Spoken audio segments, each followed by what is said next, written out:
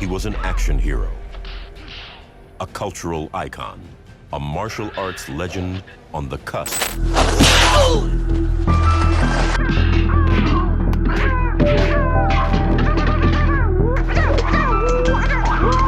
Bruce Lee's legend is undeniable, but even legends have teachers. Before the show-stopping kicks and Hollywood fame, Lee was a young student with a passion for street brawls. This journey to greatness began with his teacher, Ip Man. But how did a young Bruce Lee end up under the wing of this Wing Chun master? In this video, we'll delve into their fascinating student-teacher relationship and the path that led Bruce Lee to become a champion.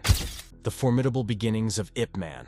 Throughout history, some of the world's most iconic figures owe their success to the invaluable guidance of their mentors. Take, for instance, the dynamic duos like Steve Jobs and Mark Zuckerberg, or Bill Belichick and Tom Brady, whose journeys exemplify the incredible heights that mentorship can propel one to. In the realm of martial arts, the legendary Bruce Lee had the opportunity to flourish under the tutelage of Wing Chun Grandmaster Ip Man during the 1950s. But before Bruce Lee steps onto the scene, let's take a look at the fascinating beginnings of Ip Man's life and the path that led him to become a Grandmaster himself. Ip Man's story began on October 1st, 1893, in the heart of Foshan, Guangdong. Born into a comfortable life as the third of four children to Ip Oidor and Ng Shui, young Ip enjoyed the benefits of a traditional Chinese education alongside his siblings. However, destiny had something more in store for him than just scholarly pursuits. At the tender age of 12, Ip's world took a turn towards martial arts. He embarked on his kung fu journey under the instructions of Chan Washun, a renowned Wing Chun master. While Ip was Chan's 16th and last student, fate had a twist in store. Chan's age caught up with him, and after just 3 years of training Ip, a mild stroke forced him to retire to his village in 1909. Though their time together was cut short, this crucial period laid the foundation for Ip's future prowess.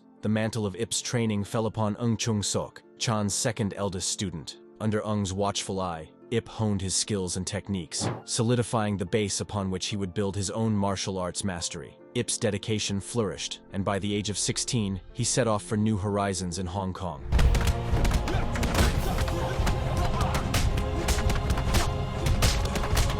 With the support of his relative Leung Futing, Ip enrolled at St. Stephen's College, a prestigious institution for Hong Kong's elite. Yet, the call of martial arts remained strong. One day, a classmate named Lai introduced Ip to a fascinating opportunity. Lai's father's friend, a renowned kung fu expert, was residing with them and offered a friendly sparring session. Ip, undefeated at the time, eagerly accepted the challenge. Filled with youthful confidence, he arrived for the duel on a Sunday afternoon. After pleasantries, the fight began, and it wasn't what Ip expected. His opponent, Leung Bick, easily dominated the match. The speed and power of Leung's techniques left Ip bewildered.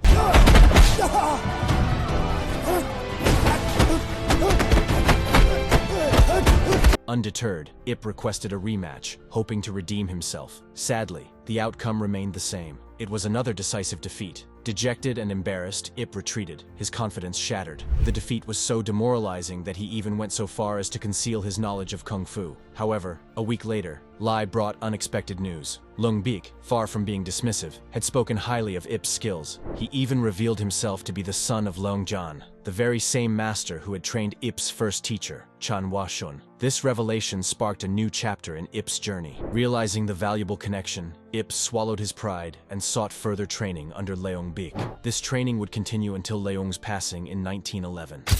A life interrupted by war. By 1916, at the age of 24, Ip Man found himself back in Foshan. He landed a job as a police officer, serving under the nationalist government. While his official duties kept him busy, his passion for Wing Chun remained strong. He didn't establish a formal martial arts school, but that didn't stop him from sharing his knowledge. He took several of his colleagues, close friends, and even relatives under his wing, teaching them the intricacies of Wing Chun. Some of his notable students during this period include Lok Yu, Chao Kwang Yue, Kwok Fu, Lun Ka, Chan Chi Sun, and Louis Ying. Among these, Chao Kwang Yue was considered a prodigy, possessing exceptional talent. However, he later chose a different path, dedicating himself to the world of commerce and leaving martial arts behind. This turn of events left a gap, but Ip Man's legacy continued through Kwok Fu and Lun Ka. These two students, inspired by Ip Man's teachings, took it upon themselves to spread the art of Wing Chun throughout Foshan and the broader Guangdong region. Meanwhile, Ip Man himself built a life outside the martial arts world. He married a woman named Chung Wing Sing,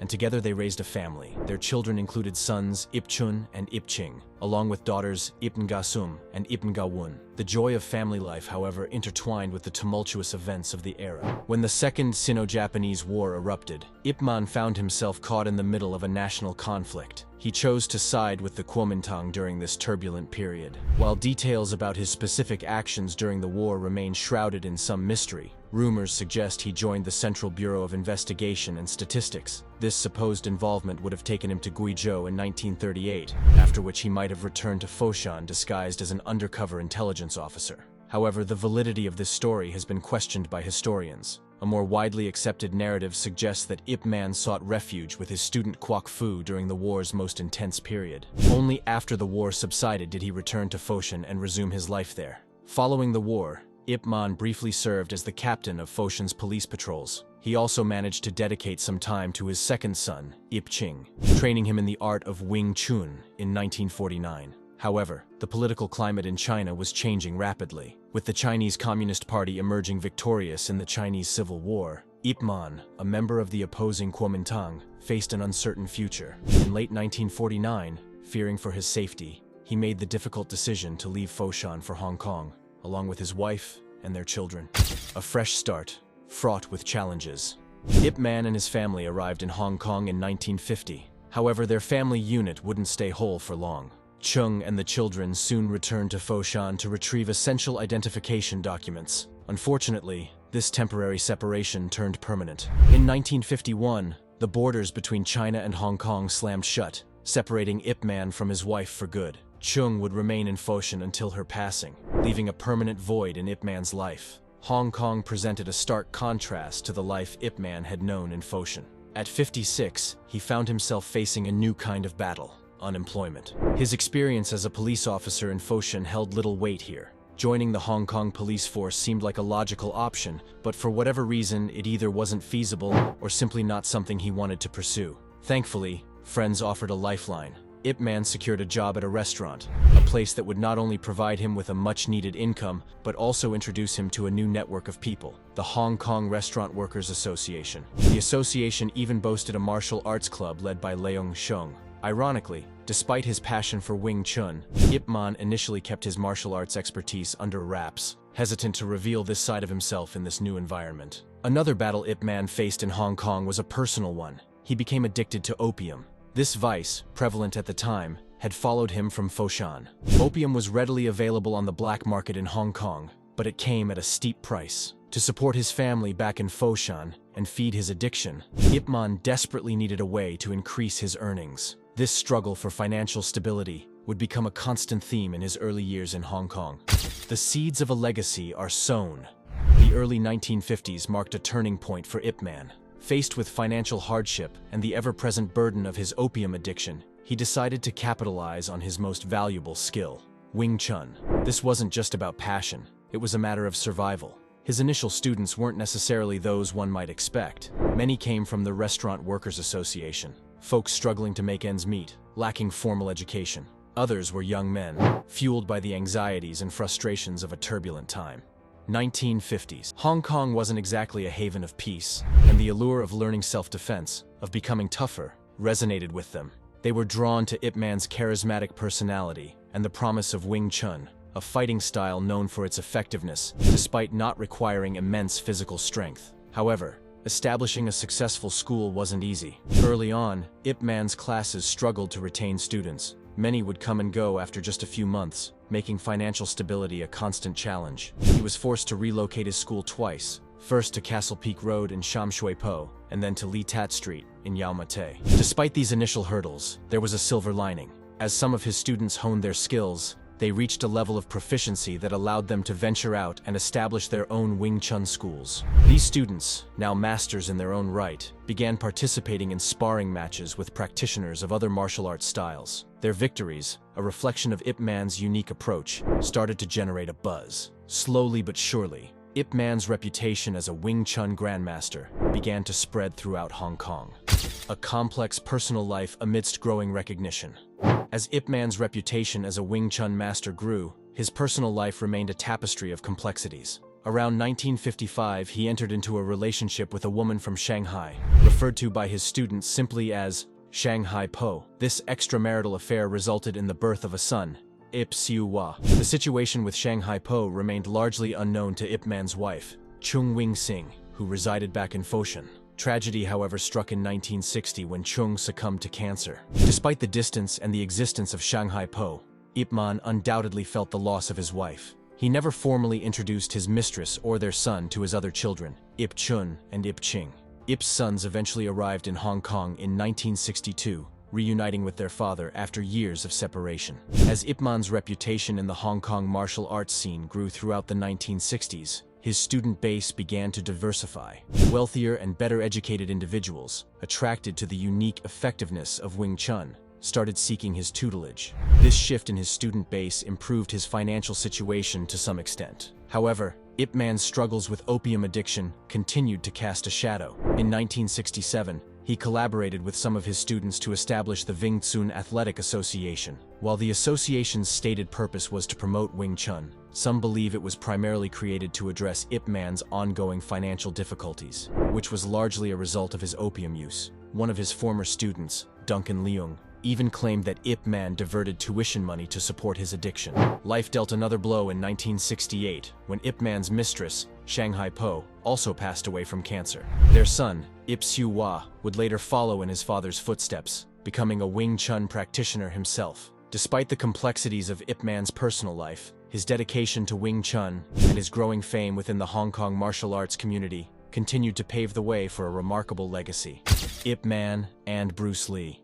While Ip Man's own achievements and expertise as a Wing Chun master are undeniable, his legacy is forever intertwined with one of his most famous students, Bruce Lee. Lee, considered by many as a martial arts icon, honed his skills under Ip Man's tutelage in the 1950s. This specific chapter in Ip Man's life has been brought to life on the big screen in the popular Ip Man film series starring Donnie Yen. The third installment, Ip Man 3, depicts a young and eager Bruce Lee seeking out Ip Man and requesting to become his student. Their relationship takes center stage again in Ip Man 4, the finale, which jumps forward in time to a period after Lee's training with Ip Man had concluded. This film explores the unique bond between master and student, showcasing Ip Man's visit to Lee in the United States. Ip Man's influence on Bruce Lee is undeniable. Lee's revolutionary approach to martial arts, Jeet Kune Do, drew heavily from the foundation he received in Wing Chun under Ip Man's tutelage. However, Lee's influence on Ip Man shouldn't be overlooked either. Lee's international fame played a role in raising Ip Man's own profile and bringing Wing Chun to a wider audience. How Bruce Lee became Ip Man's student. While the Ip Man films offer a captivating glimpse into the relationship between the Wing Chun master and his most famous student, the real-life story behind Bruce Lee's arrival at Ip Man's doorstep is equally fascinating. Extensive research and interviews with those who knew them paint a picture of a young Bruce Lee far removed from the stoic and focused image we often see. Lee's childhood, spent working as an actor, was marked by a rebellious streak. He wasn't afraid to get into fights and even led his own street gang, the Junction Street 8 Tigers. These frequent fights made him want to learn Kung Fu, which he saw as a way to gain the upper hand against his rivals. Fate intervened through Lee's friend, William Chung. Chung, already a student under Ip Man, became the bridge between the two martial arts legends. Sensing Lee's genuine interest in Kung Fu, Chung introduced the then 15-year-old to his master, Ip Man. Ip Man then took Lee under his wing, although through Chung's martial arts academy. This indirect approach might have been a way for Ip Man to ease Lee into the traditional Wing Chun system while observing his progress and commitment. Lee's journey under Ip Man's tutelage was just beginning. The lessons learned and the foundation laid during this period would play a crucial role in shaping Bruce Lee's future as a martial artist and a global icon. A collaborative mentorship. Ip Man's decision to accept Bruce Lee as a student marked the beginning of a unique and multifaceted learning experience for the young martial arts prodigy. While the films portray a more direct master-student relationship, the reality was different. Ip Man didn't immediately take Lee under his personal wing for direct instruction. Instead, Ip Man entrusted Lee's initial training to one of his most senior students named Wang Shun Leung. Wang, a highly skilled practitioner himself, became Lee's primary instructor, providing him with a solid foundation in Wing Chun techniques. Lee, motivated by his relentless desire to improve, thrived under Wang's tutelage. His dedication and progress were undeniable. This didn't go unnoticed by Ip Man, who took a keen interest in Lee's development. While Wang provided the foundation, Ip Man himself began to take a more active role in Lee's training. He imparted not just fighting techniques, but also a deeper understanding of the philosophy behind Wing Chun.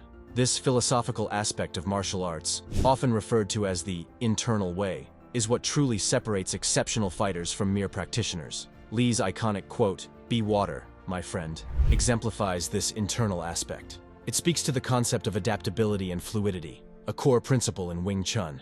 Bruce Lee's training intentions within the school.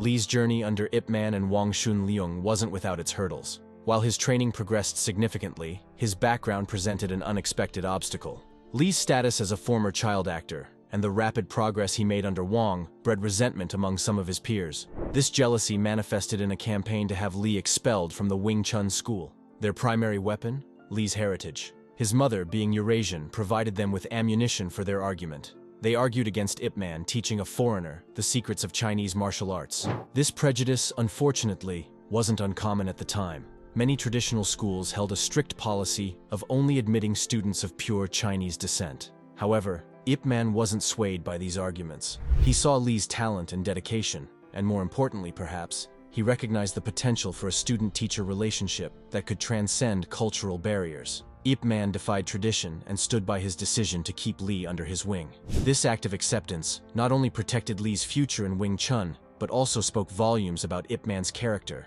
and his vision for his martial art. Despite this display of support from Ip Man, the animosity from some classmates undoubtedly cast a shadow over Lee's training experience. He had to navigate a complex social dynamic within the school, dealing with jealousy and prejudice while simultaneously striving to excel in his martial arts studies. This challenging environment, however, ignited Lee's determination and instilled in him the resilience he would need to face future obstacles. Bruce Lee's journey beyond Ip Man. Despite the challenges, Lee persevered in his training under Ip Man and Wang Chun Leung.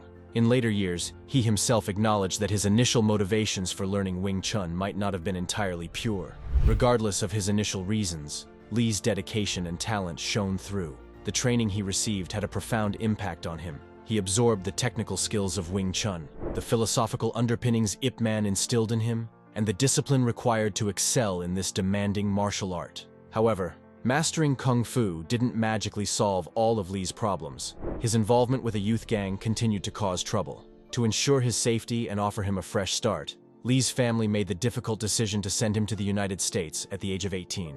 This decision marked the end of Lee's formal training under Ip Man, but it was far from the end of his martial arts journey. The United States became a new chapter in Lee's life. He continued to hone his martial arts skills, eventually establishing his own schools and sharing his knowledge with others. Lee's charisma, combined with his impressive martial arts abilities, caught the attention of Hollywood.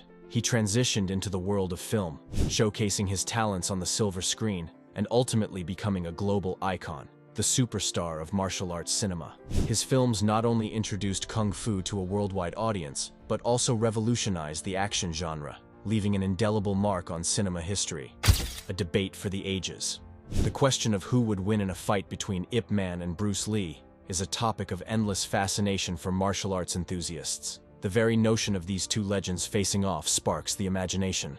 For some, it's a clash of titans, a battle between master and student. However, before we delve into hypothetical battles, there are some key factors to consider. While it's true that Bruce Lee received Wing Chun training from Ip Man, it's important to remember that Lee never completed his formal education under the master. Ip Man, on the other hand, was a dedicated practitioner and teacher who had honed his Wing Chun skills for decades. This extensive experience and mastery of the art form would undoubtedly give Ip Man a significant advantage. However, this doesn't diminish Lee's accomplishments. Lee didn't remain tethered to traditional Wing Chun. He used his experience under Ip Man as a foundation to develop his own revolutionary martial arts philosophy, Jeet Kune Do. Jeet Kune Do emphasized adaptability and practicality, drawing influences from various martial arts styles. In this sense, Lee transcended the limitations of a single style, creating a more fluid and versatile approach to combat. In this scenario, Bruce Lee would likely leverage the versatility of Jeet Kune Do against Ip Man's refined Wing Chun techniques. Ip Man, with his mastery of Wing Chun's principles, would undoubtedly pose a formidable challenge. However, Lee's adaptability and innovation inherent in Jeet Kune Do could potentially give him an edge. Ultimately, this hypothetical battle remains just that, a thought experiment. Both Ip Man and Bruce Lee were exceptional martial artists who left a lasting legacy on the world. Their contributions to Wing Chun and martial arts as a whole far outweigh any hypothetical fight. Perhaps the true victory lies in the inspiration they continue to provide for martial artists and action movie fans alike. A legacy forged in fire. Sadly, Ip Man's story doesn't end on a triumphant note. A shadow fell upon him in the form of throat cancer. This relentless illness ultimately claimed his life on December 2nd, 1972. A mere 7 months before the world would be shocked by the sudden passing of Bruce Lee. Ip Man passed away in Hong Kong, leaving a void in the martial arts world. His final days were marked by a quiet determination to preserve his legacy. Aware of his failing health, Ip Man made a poignant decision. He arranged to be filmed performing the Wing Chun forms, a way to ensure that his knowledge and technique would live on even after he was gone. The video of him demonstrating the wooden dummy form is particularly moving. The effects of cancer are evident. Weakness forces him to pause on multiple occasions. One of his sons stands by, ready to assist if needed. This powerful scene was later depicted in the film Ip Man 4. Despite his passing, Ip Man's legacy continues to flourish. He is remembered not just as a skilled fighter, but as a dedicated teacher who nurtured countless students. His lineage boasts the largest number of Wing Chun practitioners in the world. Millions of individuals around the globe practice Wing Chun today, each one carrying a piece of Ip Man's legacy within them. Ip Man's impact extends far beyond the realm of martial arts. He embodied the values of discipline, respect, and perseverance. His story, one of overcoming challenges and leaving a lasting legacy, continues to resonate with people from all walks of life. He is remembered as a master teacher, a skilled fighter, and a man who remained true to his principles until the very end.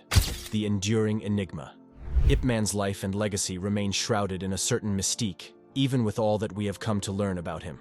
Films depicting his life have attempted to fill in some of the gaps, often portraying him in a more glamorous or action-packed light than reality. However, the true story of Ip Man is no less captivating. His dedication to Wing Chun was unparalleled. His meticulous preservation of the art form and his willingness to share his knowledge continue to benefit practitioners worldwide. He left behind not just a fighting style, but a Wing Chun way of life, a philosophy that extended beyond the physical aspects of the art. And without his influence, the art form might not have reached the widespread recognition it enjoys today. The surge in Wing Chun's popularity can be partly attributed to the Ip Man films. One of the earliest portrayals was in the 1976 film Bruce Lee the Man, the Myth, where Ip Man was played by his own son, Ip Chun. In a way, these films granted Ip Man a kind of cinematic immortality. However, Donnie Yen, the actor who brought Ip Man to life in the later Ip Man films, expressed concerns about the oversaturation of the character. After the release of Ip Man 2, Yen stated his intention to step away from the role, fearing that everyone would jump on the bandwagon and exploit the character's popularity. He worried that this excessive focus would hinder progress and overshadow the true essence of Ip Man's legacy. Yen's words, despite his own later return to the role in Ip Man 3 and 4, hold merit. The sheer number of films has led some to view Ip Man as an almost superhuman figure. The reality is that Ip Man was not a mythical character, but a man whose legacy is nonetheless extraordinary. Thank you for watching this video. See you in the next one.